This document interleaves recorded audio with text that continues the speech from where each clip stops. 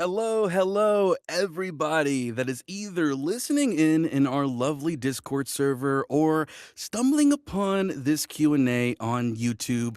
What is going on? My name is Nassim Benakor, the loser behind the microphone. That's me. But welcome to our final interview event of February for 2026. Man, I am so excited for this one. I really wanted to get this guest on because I watched so much of their content over the past months, and I'm like, man, every time I stumble upon their TikTok, it's just banger after banger after banger after banger take, and I just want to be able to curate an environment here to where y'all can hear these banger takes and learn more about this space and industry. So if you haven't joined the server already, what are you doing, man? We provide only free resources, events like this, and just do some pretty cool things all surrounded around voiceover. And with that being said, let me introduce our guest in a pretty cool way. So, they are a professional voice actor who has worked in this industry for 20 plus years, specializing in commercial, long form narration, and loop group. They're also a voiceover coach, helping out voice actors from a wide variety of different backgrounds. She has seen the ebbs and flows of the industry and built her own successful business up. She is here to help actors set goals, make progress, and become the actor you always dreamed of being. We have Astoria Redhead, also known as Mandy Fisher. How are you doing? Hi. Wow. I don't know if I live up to that fabulous introduction, but I am so good. I'm so excited to Oh have a chat man. and talk about some I real think voiceover I think stuff. Discord did the thing again. Okay, hold on. Oh I'll be right no. back. Oh no.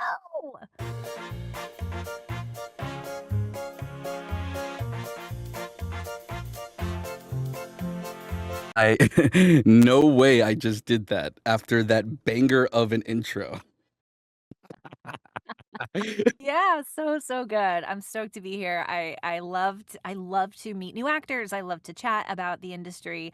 I love this space so much, and I appreciate that you have created a space that offers so much free resources. Like that has been my goal for so long, is to have as many free resources that are good.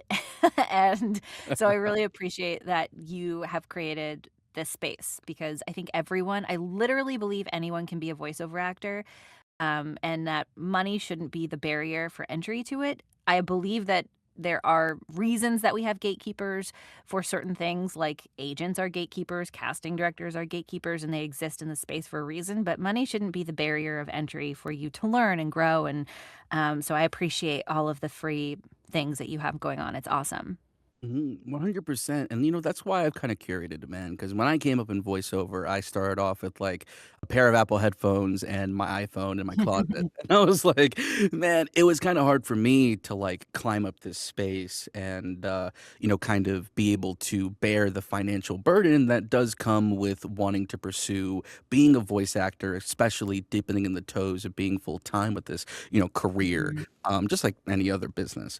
But yeah, getting right into it, this is a question I always love to ask our Q&A events. Instead of just asking the stereotypical how you got started, I like to reword this question and instead say, nearing the start of your career, what would you say were your top three most vital canon events that contributed to putting yourself in the position you're in today?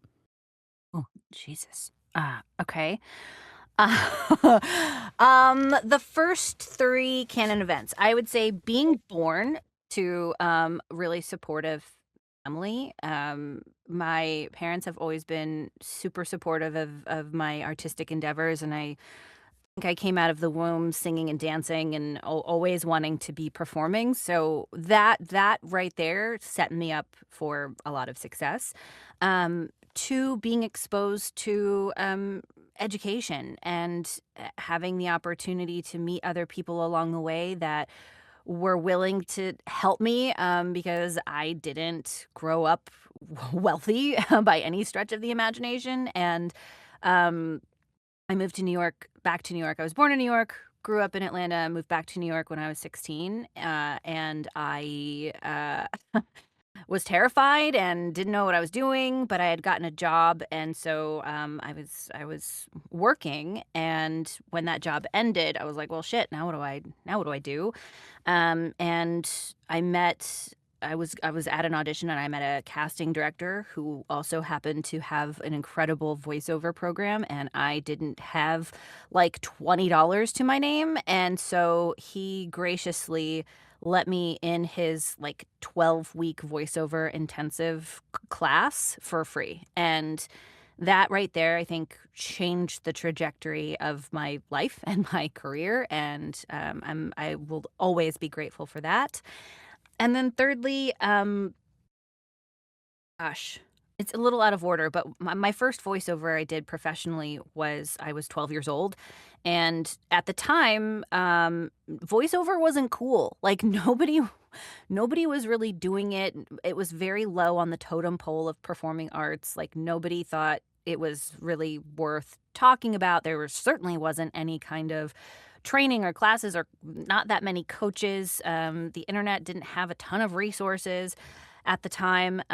But I did have an agent, and I was working in film and TV. And one day, my parents got a call, and they were like, "Hey, you need to get her to this studio in Atlanta, because she's doing a voiceover job." And we didn't know what that meant. We had no idea.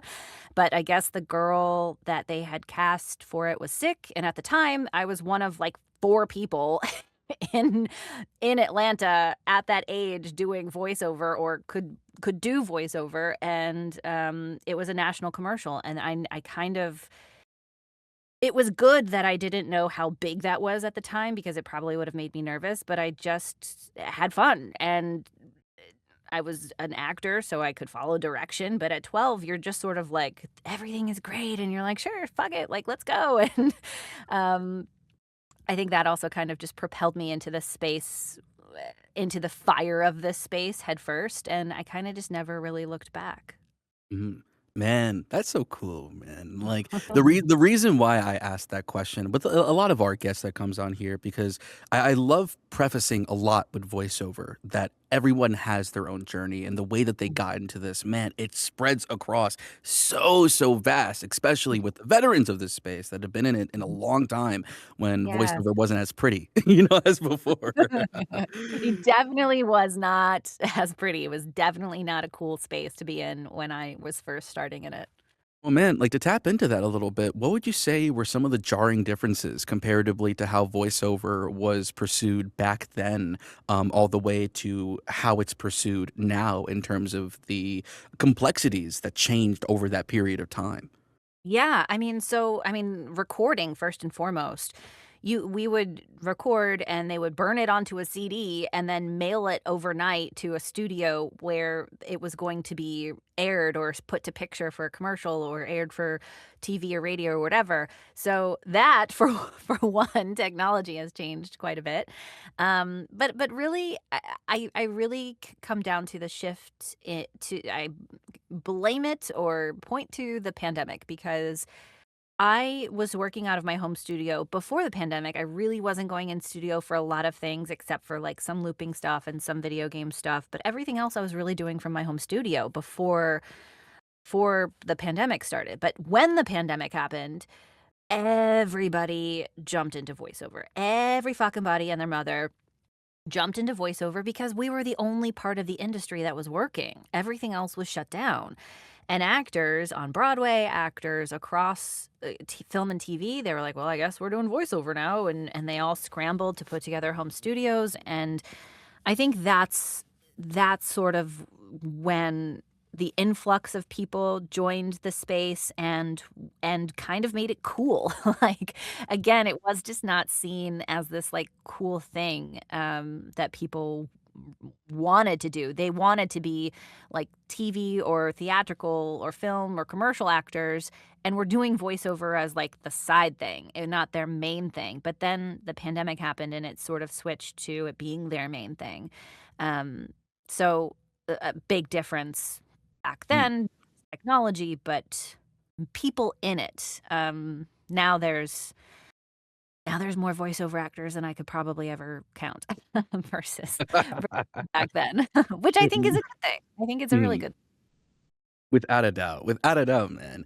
But yeah, moving on to our next question. This was an aspect that we talked about before we started recording, but one of the things that I really enjoyed about, especially the things that you bring onto your social media platforms like TikTok, is not only how honest and truthful you are, but also your ability to break down the bullshit. You know, you see the Mhm. bullshit and you're able to break it down and call it out, and that bleeds into the next question that I have for you, which I feel like that could be answered in a very wide variety of ways. But what is one piece of common voiceover advice you hear constantly given to newer voice actors that you completely disagree with, and why? Go buy the best equipment you possibly can right now. Go buy a starter mic. Go buy equipment. Go buy things. Buy. And it's garbage advice because A, you could buy the best microphone in the world, a Hamilton, a Neumann, or whatever. You could buy the best stuff, but if you don't have a treated. Everyone says soundproof. You can't fucking soundproof a space. You can sound treat it, okay? But if you don't sound treat a space, then the microphone is gonna sound like garbage. If you don't know your voice, the microphone is gonna sound like garbage. I use like 6 different microphones depending on the type of voiceover work that I do. Like I have a shotgun for all my radio imaging and my looping. I use a condenser for other things and like commercial and children's media. Like I use different microphones for different verticals of voiceover. And if you just don't know enough about your voice and enough about your space and how to use the equipment, I mean, I talk to actors all the time and they're like, I don't know what's wrong with my sound. And they've been in it for like 2 or 3 years and their microphone is fucking backwards. So like not understanding the equipment and going out and spending shit tons of money on stuff is like the worst advice I can think of. The only thing you should be spending money on is education. Mm, 100%. And honestly, bringing up education, that bleeds perfectly into the next question. Given the ever growing mass of voiceover workshops and classes, what are some tips that you can give to newer voice actors to properly evaluate what workshops to take and if they would be worth it? Hmm. What workshops to take and if they could be worth it. Yeah. Um, okay. I always tell actors to get into some kind of improv, even if you don't want to do, character stuff. To me, all voiceover work is character work. So if you're like, I want to do character work, I'm going to be like, okay, what kind? For like what? Because I think commercial work is character work. I think video game and animation and interactive stuff is character work. Audiobook work is character work. So like everything to me, you are an actor. So therefore you are acting, which is building characters and making bold choices, but I would say improv first because you need to learn how to make choices repeatedly, differently, and reliably with confidence. It will build your confidence so much by being in an improv class. And when you are in live directed sessions with clients and directors and people who are paying you money to do the thing, and they ask you to do a 5-word line 30 times in a row, well, you need to be able to rely on your improv skills. So I always say to take improv. I always also just to say to take beginner acting classes, just regular acting classes, even if it's not specifically for voiceover. But I still take beginner voiceover classes because classes are not just about gaining knowledge and skills. It's also about growing your network. And if there's somebody teaching a beginner voiceover class that I want to get in front of, a casting director, an agent, another voice actor that I want to collaborate with, I will fucking shell out whatever it is to take that class so that I can get in front of them and then follow up with them later and be like, hey, great class. This is me and here's what I do and blah, blah, blah. So building your network is so critical. And I wish I would have known that earlier on in my career because voiceover can be so solitary, and you're working by yourself a lot and you never know where your next job is going to come from. And I get referrals all the time now because I've networked and I've worked really hard to do that, even though as an introvert, I would rather shove my face in a coal fire than like go to a conference or like be around a bunch of people. But it's really important to network and you have to build that up so that you can get referrals, and you can have people that you can ask questions to and understand their answers. So, sorry, I'm like I'm weaving around the question that you asked me.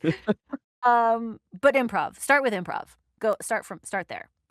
Mhm. 100%. And I honestly think that there's such a really cool value to taking workshops, as you said, not only for the senses of education, but to build a network as well. There has been like a massive amount of people that I've taken workshops with, that I've been introduced with in that class, that ended up becoming so pivotal, not only to my voiceover career, but my life. Literally, the first Yes. voiceover class that I'd taken was with a casting director at a Crunchyroll studio that I work for, and one of the people in the class is my roommate now. You know what I'm saying? So like, it's really, That's jarring to awesome. see that, but I'm like, the aspect of the, networking and what you can get out of a class outside of just the pure educational aspect, man, you be cooking with that. Yeah. I Yeah. really, really agree. So important.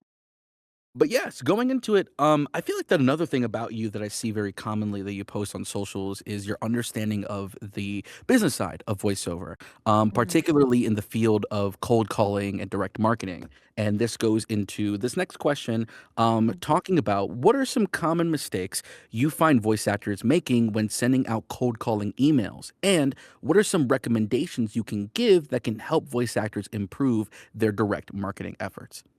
Ooh, okay. So the first kind of thing that I see is people not doing it. And, um, being too scared, thinking that they're gonna bother somebody, thinking that they're gonna be just one of the many. I mean, you are gonna be one of the many, but if you find a way to provide value with your email, you're going to stand out just from that alone.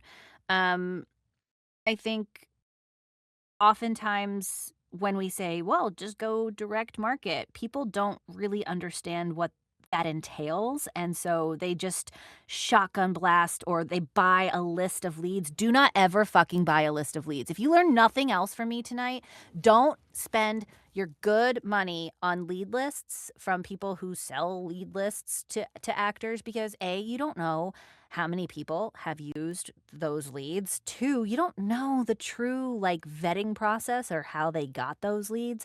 And three, like you can do it yourself. Okay? Like if you take 10 minutes every week and plan, yes, they exist. And plan out time to research, put everything into a spreadsheet that you find, you can build a list of 100 leads in like a month. Mhm. So it's really just and the other thing that I see often, is that people will send, like, one email to somebody, and they'll be like, "Well, it didn't work. I reached out, and they didn't get back to me," or, "I didn't hear anything," or they said, "We'll keep you in mind. It just doesn't work." Direct marketing is the long game, baby. Like, I once reached out to a client for 7 years before they got back to me and wanted to hire me for something, okay? So, like, you gotta just keep going. You have to keep following up with value. You have to keep at it if you want to grow and scale your business. Like, if you just stop and say, "Oh, well, it didn't work for me," then you are cutting out. I work with 9 different agents, and 40% of my work comes from my agents, and 60% comes from me direct marketing. So, like, that's not everyone's business model, and I totally understand that, but 60% is not nothing, right? So I will say, I do have, a program. I have, ways to help you with direct marketing, specifically broken up into 3 different personas, and that's the other thing, right? We tend to talk to everybody the same, but people inside the entertainment industry and people outside of the entertainment industry, you should be talking to them completely differently. You need to speak their language, and if you don't take the time to understand what, like, a producer at an advertisement agency does, then you're gonna sound like a fucking idiot, right? And you're gonna waste time, and it's not gonna be effective, and it's not going to quote unquote work because you're not talking to them like you should be. So I have courses that explain kind of these 3 personas: agents, people within the entertainment industry like producers and casting directors, and then people outside of the entertainment industry. So I think it's really important to understand those 3 kinds of personas first, and then understand what everyone does. If you don't know what a casting director does, casting director, not casting agent. There's no casting agents, there's only casting directors, and I'm sorry to be like a verbal teacher here, but it's like words matter, and we're voice actors, and we speak for a living, so, like, we should say the correct things.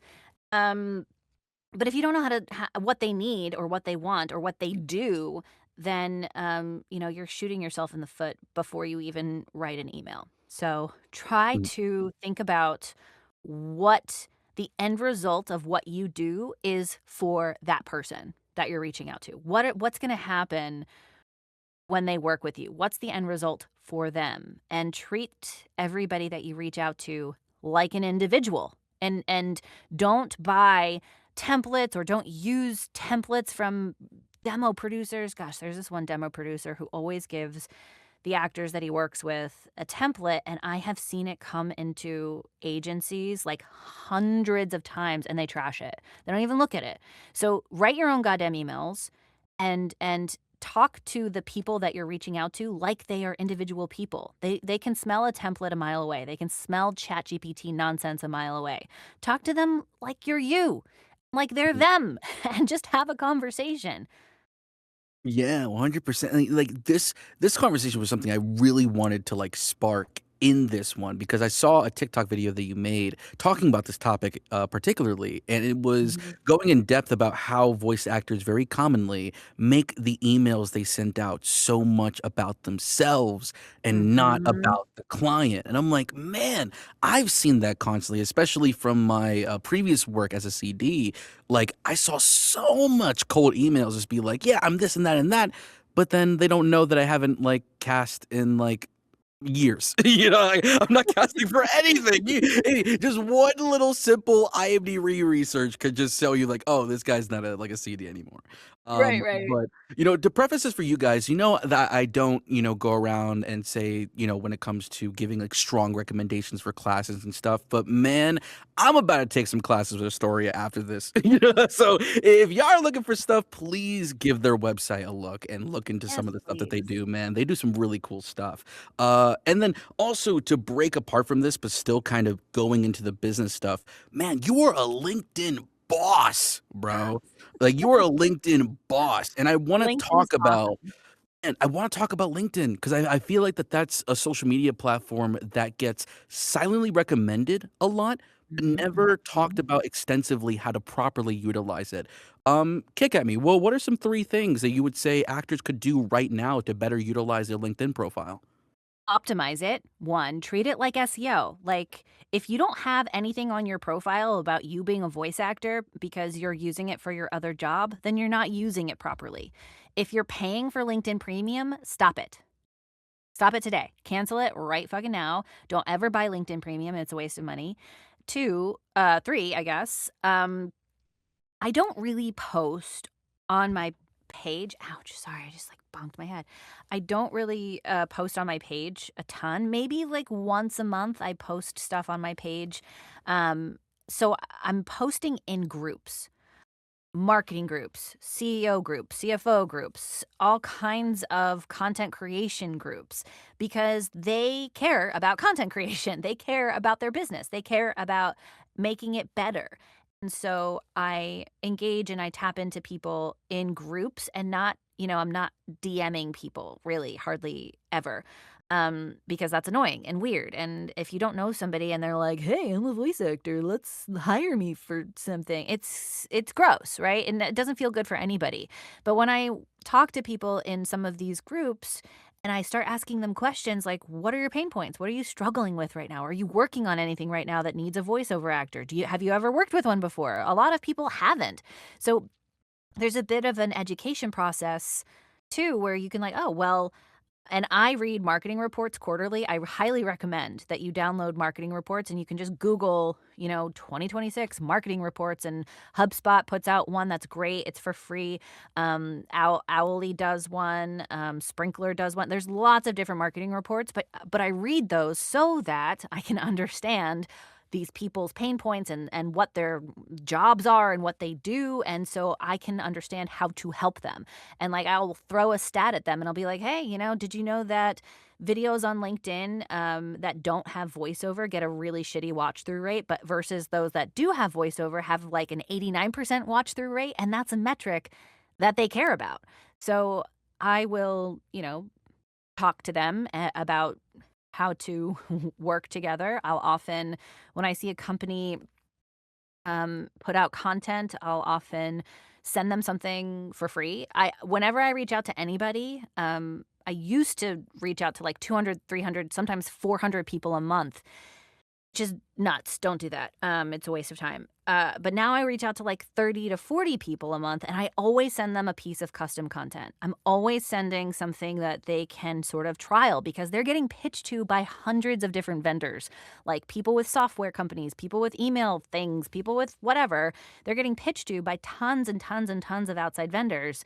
And they offer free trials of all their shit, but voice actors don't really get to do that. So my version of that is by sending them something custom that they can use on their social or they can pass around to their colleagues and be like, "Oh, hey, this is good." And then if they post it on their social, then that's a great way for me to be able to have a follow-up conversation with them and be like, "Okay, so the video that I gave you or the MP3 that I gave you, how did that do versus the one that you had already that didn't have voiceover?" And then we can talk about metrics and we can talk about the success of that.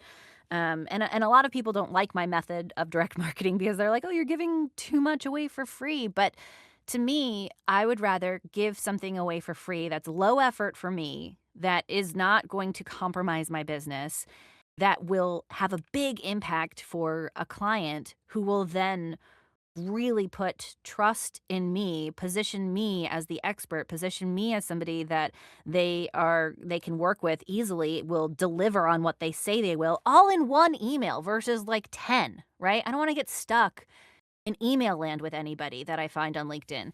So I direct market that way, and I really just use LinkedIn as a search tool. I don't really use it as a place to blast my client list because I want to remain brand agnostic. I work with a lot of awesome brands. And I think part of the reason why I get those opportunities is because I don't really talk about my logos. I'm not posting my Coke commercial because I also want to work with other soda companies. Do you think that a soda company is going to want to work with me after they see my Coke commercials? No. Brands want to feel exclusive. They want to feel like they've got something that nobody else does. So by remaining brand agnostic, I really believe that has given me kind of a leg up to work with all of the different brands that I've been able to work with. Oh, 100%. Man, you use a beautiful term of being brand agnostic. I didn't even, like, process that, Like, that would make so much sense, though, because, like, you have folks that, like, would commonly, post a lot of their commercial spots either on LinkedIn or just publicly. Let's say that Sure. Coca-Cola ad, and then, like, the CEO of Pepsi comes out, and they're just, like, looking at him like, "Ah, I don't know about this Not guy." gonna work with that person, like, and I wanna work with everybody, right? Mhm. I wanna be everywhere. I wanna be in everyone's ears and everyone's team, and if you're constantly posting your work, and I'm not saying not to, like, God bless, do what you wanna do, but I also, don't really follow a ton of actors on LinkedIn. I try to only follow people who want to work with me and hire me. So if you're on LinkedIn and you're following like all your actor friends that you follow on TikTok and Instagram and Facebook and every fucking other place, maybe curate your feed to potential clients because I will celebrate the heck out of you everywhere else except for LinkedIn. That is not a place for me to celebrate you. It is a place for me to grow my business. Mhm. So that's my advice is Oh. to curate your contacts there that are less actor friends and more potential clients. Mhm. 100%. Man, I had another question off of it, but it left my mind, but we'll move on. Mm, Like, sorry, I damn was rambling. it's perfectly okay. It'll probably come back up again, and I'll just be like, "Oh, yeah, we'll talk about that." Okay, so we're gonna kind of move a little bit more deeper into the business side, but this is one I honestly, whenever this question gets tackled, it's a very mixed one. But I think that your perspectives about this is awesome. So I'm gonna just ask it. What is your insight when it comes to the conversation of actors being ready for a demo reel, and what are some of the qualifiers that can help an actor better understand if they are or not? Okay. Yeah. Yeah, here we go. Here we go. So, um, a demo, so there's 3 different types of audio, okay? And I know people say demo reel like you just did. It's very common on the West Coast for all audio to be called demo reel. But in my kind of space of the industry, there's 3 different types of audio: a demo, a reel, and a sample. Samples are raw and dry pieces that you can record at your house, which are not only an audition of your skills, but also an audition of your space, which a lot of people really care about. A demo is something that is written for you specifically and produced by an engineer, a shiny, sparkly moment in time of stuff that is written just for you. And then a reel is a composition of real stuff that you have done. Sometimes something real that you've done can belong in a demo, but I find most of the real stuff I've done doesn't make sense to put into my demo. So my demo is mostly comprised of just stuff that has been written for me. When is the right time to get it? When you're the fucking best at what you do. Not a second sooner, because it is such a financial and emotional investment. And if you don't feel like you are at the top of your game, that you are competitive, that you have your shit together and you know what you want to do and you know what you're going after, then it doesn't make sense. And I will also say, to me, it doesn't make sense to pay for a demo outside of, like, the only things to me, the only demos you should be paying for are commercial and anything interactive. So like an interactive demo, a video game one, or an animation one. Those 4 demos are the only things I think people should pay for. Everything else, and imaging, but imaging is its own beast. But everything else you can kind of skate by, I think, by doing yourself. And I do not recommend you make your own demos. Okay, that's not what I'm saying. I'm saying pay for those. And if you want to expand your business into other areas, great. But I find a lot of people make demos too early because they're so eager. Pump the brakes. Make samples. Live on samples, because I know that agents use demos for very specific purposes. A lot of things get cast directly from demos. Some video game stuff, so a lot of like financial or medical stuff gets cast directly from demo. So you don't necessarily need one to get agency representation. You don't necessarily need one to be successful on a pay-to-play or direct marketing. I never send my demos to direct marketing people unless it's like a casting director. But even then, I'm usually sending them like a curated playlist of what I know they want to hear. So demos are kind of, in my opinion, something you should think about last.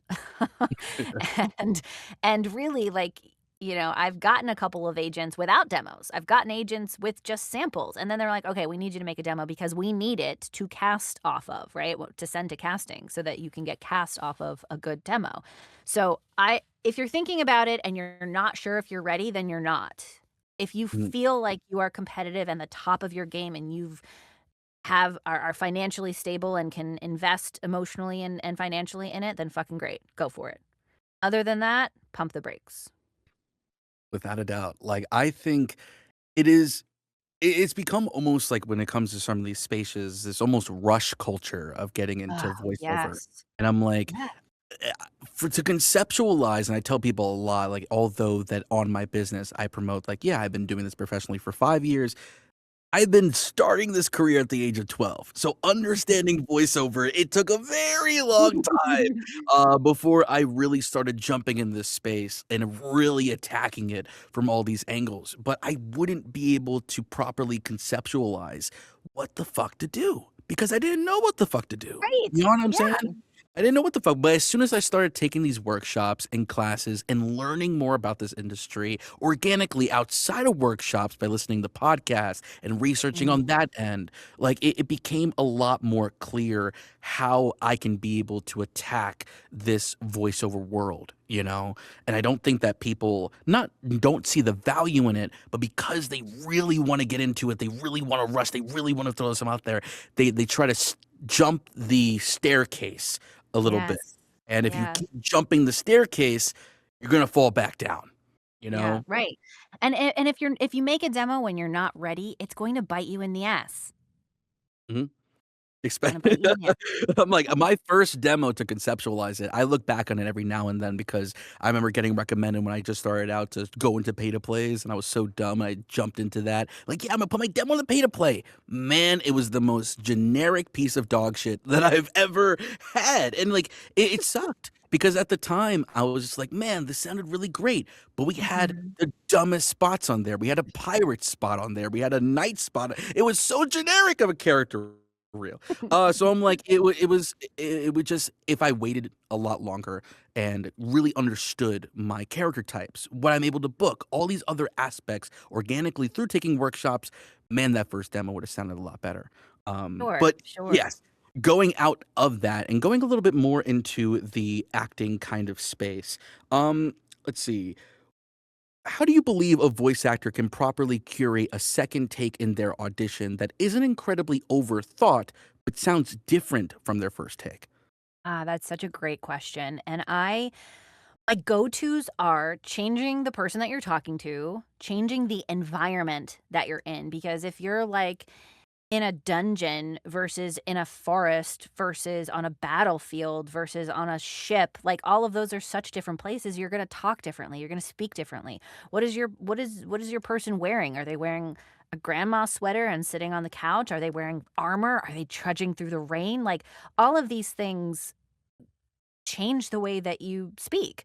So, by changing your point of view, who you're talking to, and by changing the environment, those 2 things are usually enough to make your take 2, different enough and interesting enough and bold enough, but I also think we really underutilize the external voice versus internal voice. So sometimes things are happening inside your character's head and then they verbalize some of it out loud. So thinking about using those two kind of perspectives also can make a really subtle but big impact. Like it's a subtle switch, but it can really to the ear, to the listener, that can really switch the rhythm up and be really, really memorable.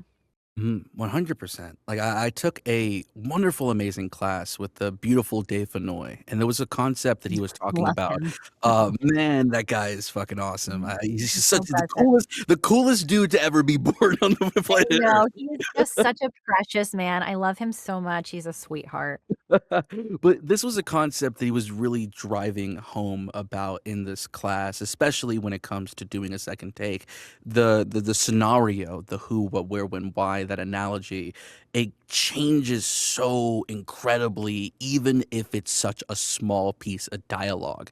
Like we were Mm, in a bar, or we were in a scene where this character was just screaming their heart out, and I delivered the take, just randomly screaming. It's just like, okay, but what the fuck is going on? Like, you read this like you were just screaming uncontextually. There was nothing going on in your performance. What's going on?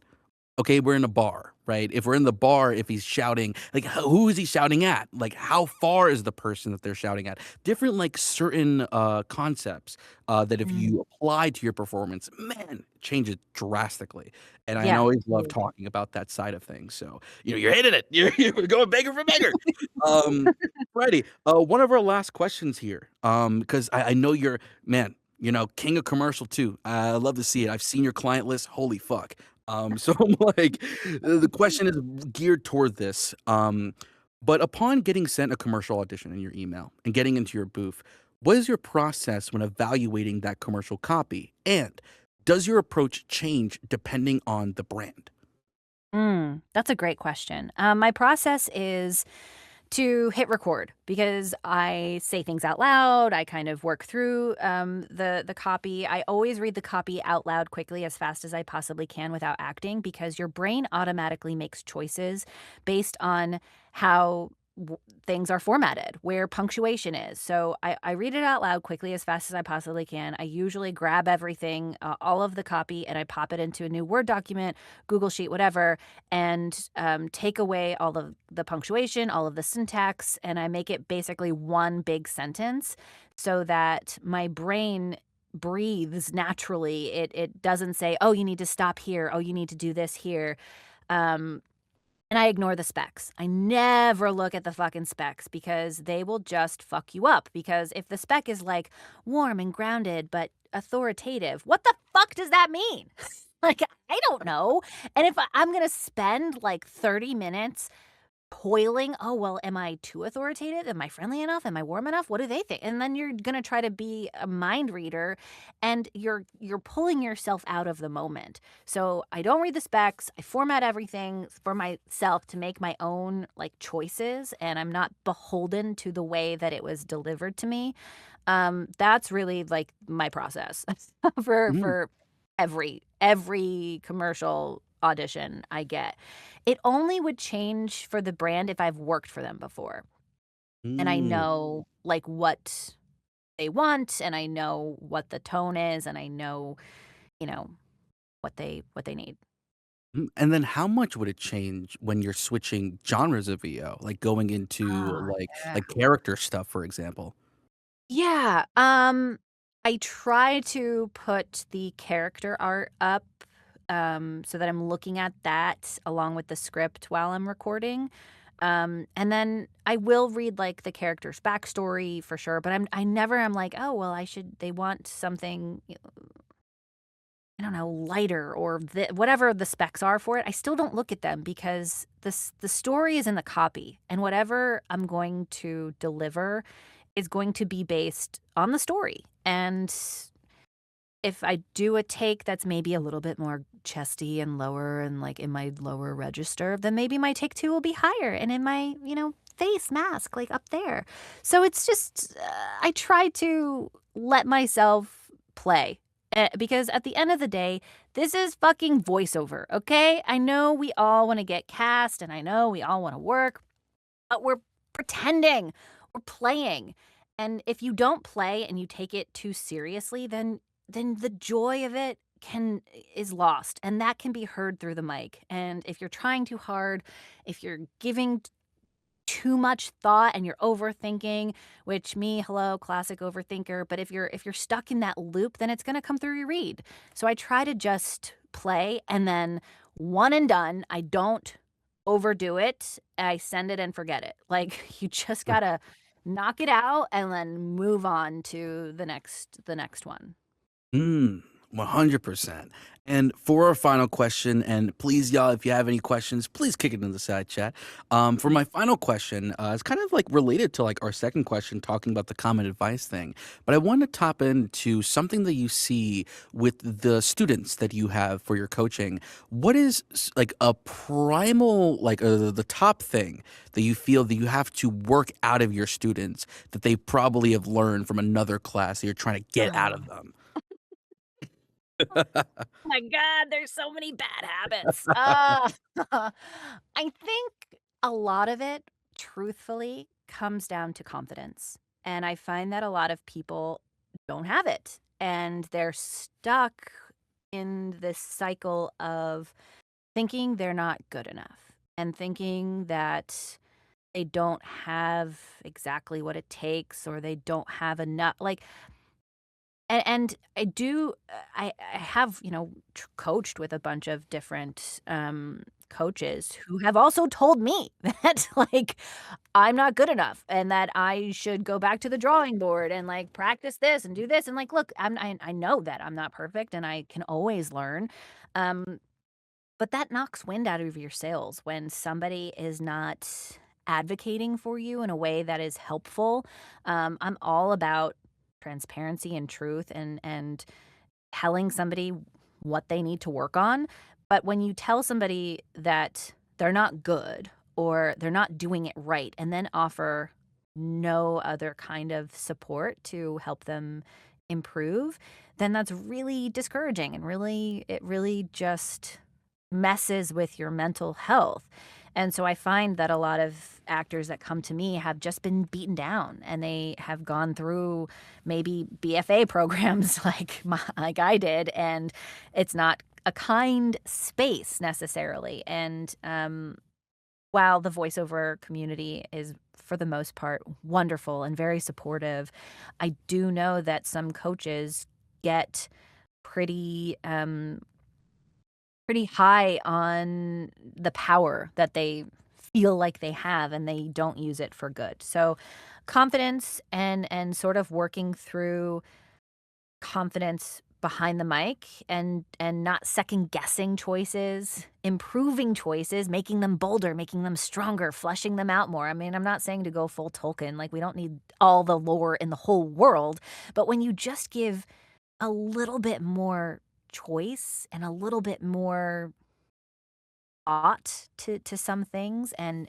realize that you have more control over things than you thought you did, like when you just take full control of what you're doing and say, fuck it. If they like it, great. And if they don't, okay, well, then there's more opportunities out there for me. And you don't treat every opportunity like a desperate one, that it has to be this one, even though you really want it. Because again, that can be heard through the mic. But when you have confidence and you know you're a good actor, you know you're good at your job, you know you're capable, but it just wasn't right this time, then that really does keep you in this space long term. So Mhm. I work a lot with actors on their confidence and their ability to make bold choices without them feeling insecure about them. 100%. No, I feel that. It's honestly one of those things that, like, come from either, previous, like, coaches or workshops that just, like, really hard on actors, or just coming into Yeah. the voiceover space, having that, underconfidence in themselves, or just they don't like the way their voice sounds or whatever it may Mhm. be. But man, Mhm. I've heard people literally just talking to the mic and, with just natural voice and just book, book, book, book, book. Yep. It's like Yep. without them needing to change their voice drastically at different points.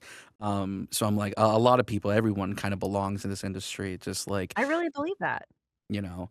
But yeah, I mean, this is a weird thing because, like, usually we have like an influx of questions that will be in the side chat. But not only are you responding to the questions here, but you're also knocking out the questions in the side chat as Sorry. well. Sorry. We usually have like the Q&A period where we're just like, okay, here's the question in the side chat. And then look at the side chat, Oh my and then god. then you answer all of it. That I is just wanna totally make sure okay. that everyone has their answer. That I is always hate totally feeling like no fine. one has their answer. But yes, so I'll have one last question again. But if you guys have any other questions, please feel free to put it in the side chat, and then we'll just say it vocally for our last little like 10-15 minutes that we have left for the interview or Q&A event to properly categorize it better.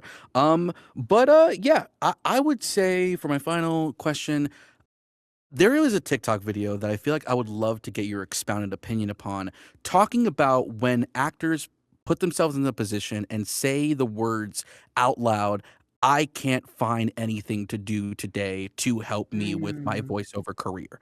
When they say Ah, that out loud confidently, in that video, you're just like, "No, there's so much things that you can be doing."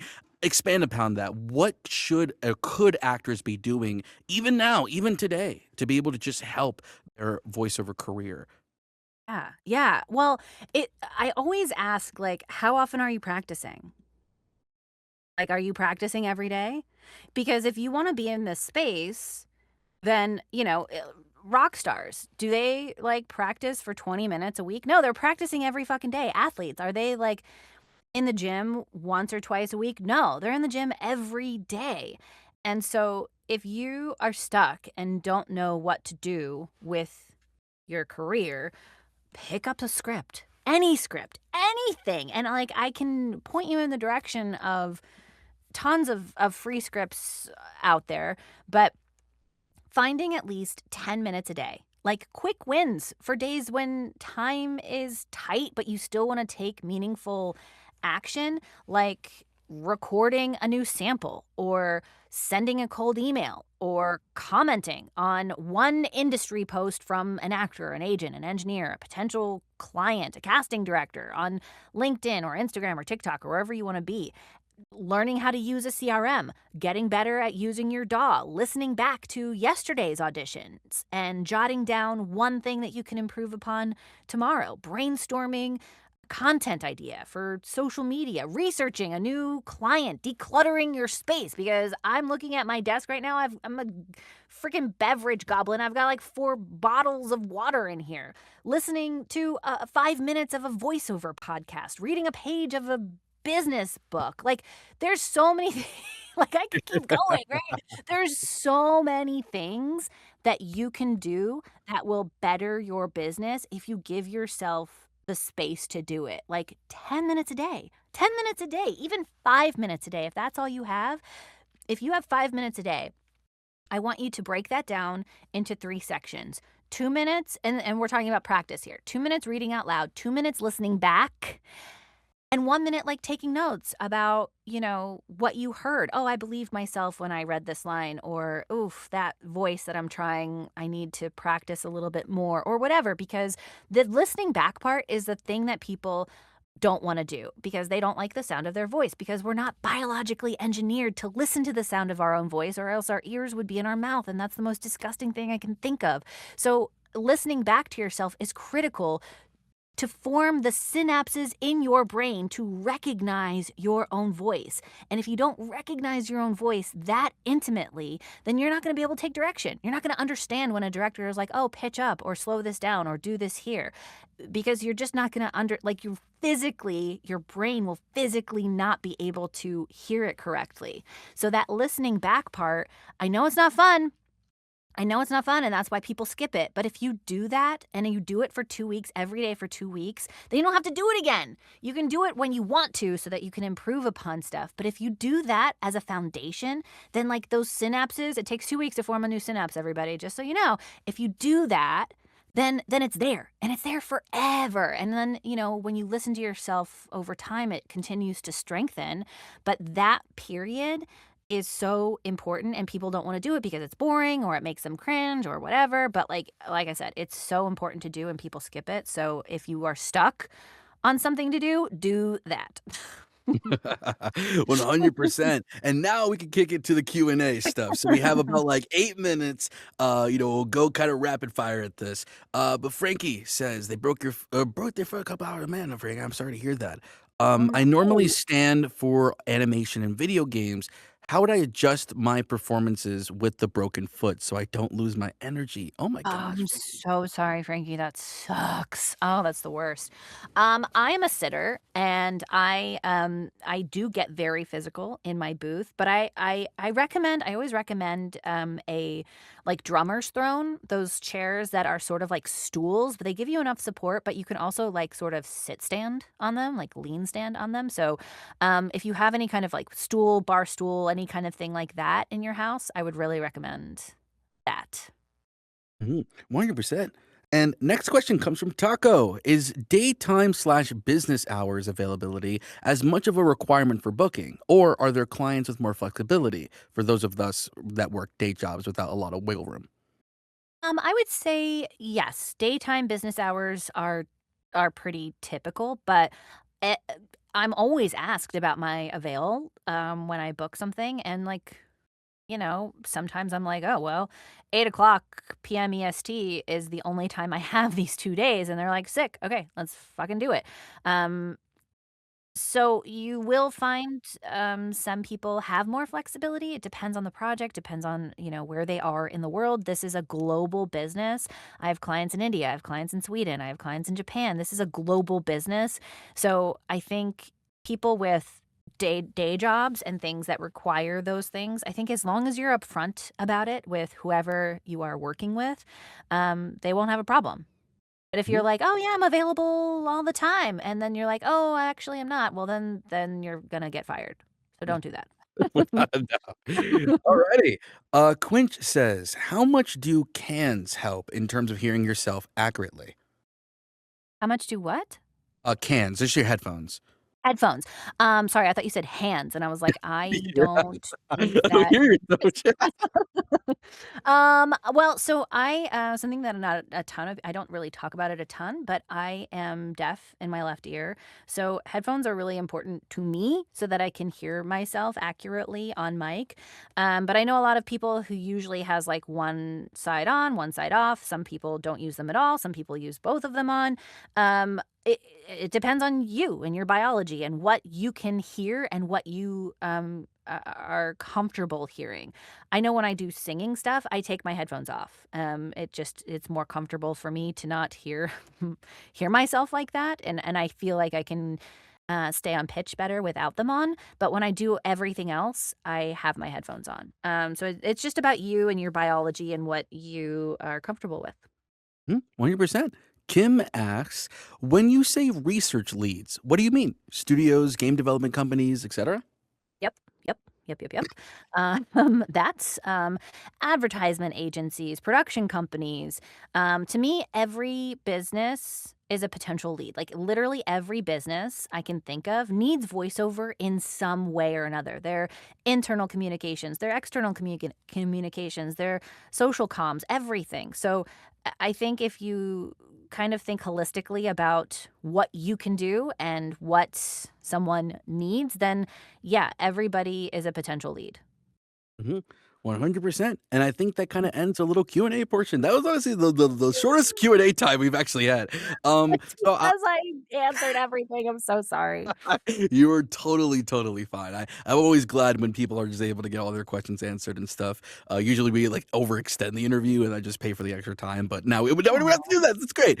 Okay, but now to kick it off for the final question, what is just one piece of advice that you wanna throw out there to kind of just end off the interview and give to the lovely, lovely voice actors that we have, listening to this event?